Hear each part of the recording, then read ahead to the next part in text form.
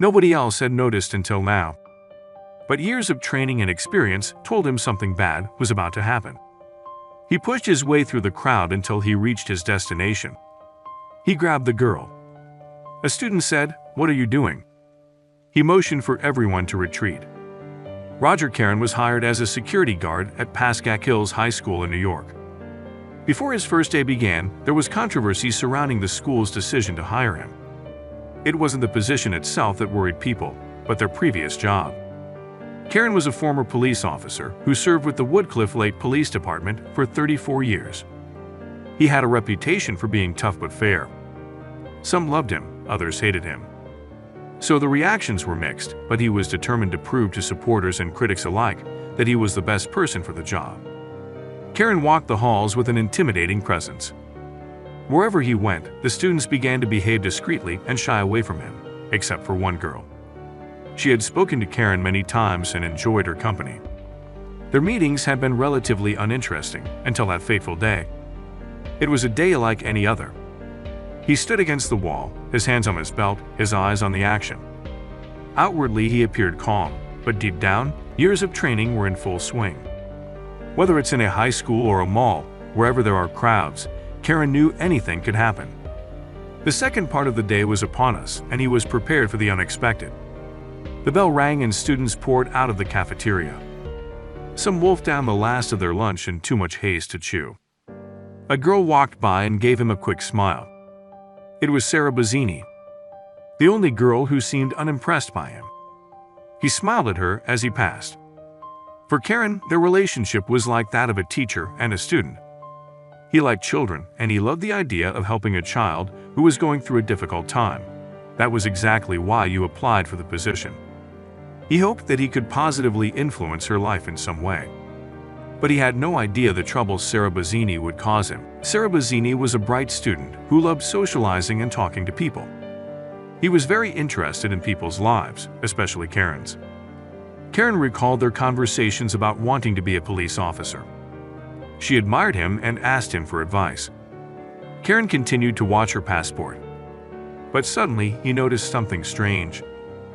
As Karen looked after the 18-year-old, she noticed that she was starting to move in a strange way. Each step was intentional, but without a specific direction. Karen was used to being on the lookout for anything irregular, from bulky clothing that might hide something to googly eyes and suspicious behavior. He was extremely vigilant and was almost always right. Karen watched her carefully.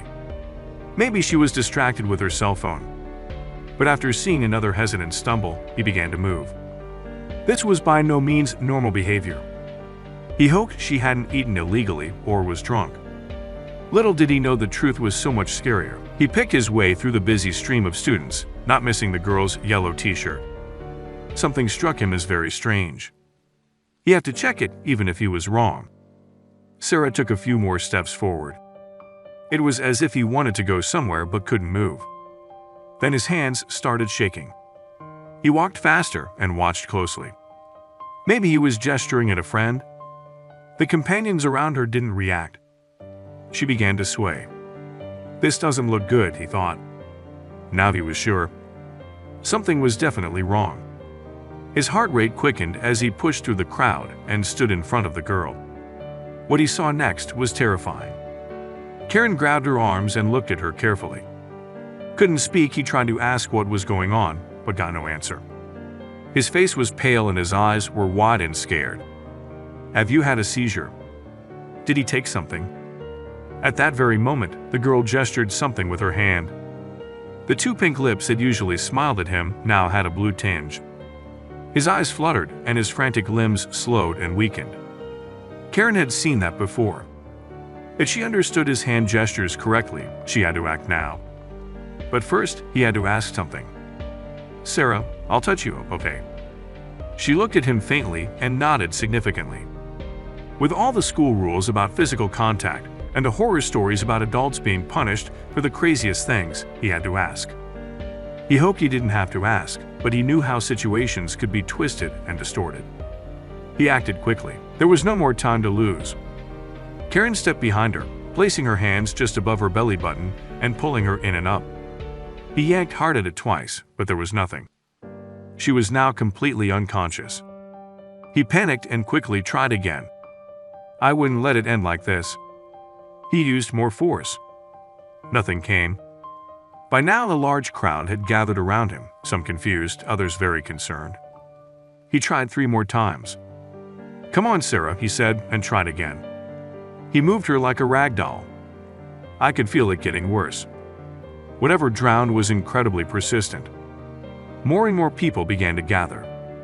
Karen continued to perform the Heinrich maneuver on him. He used more and more violence.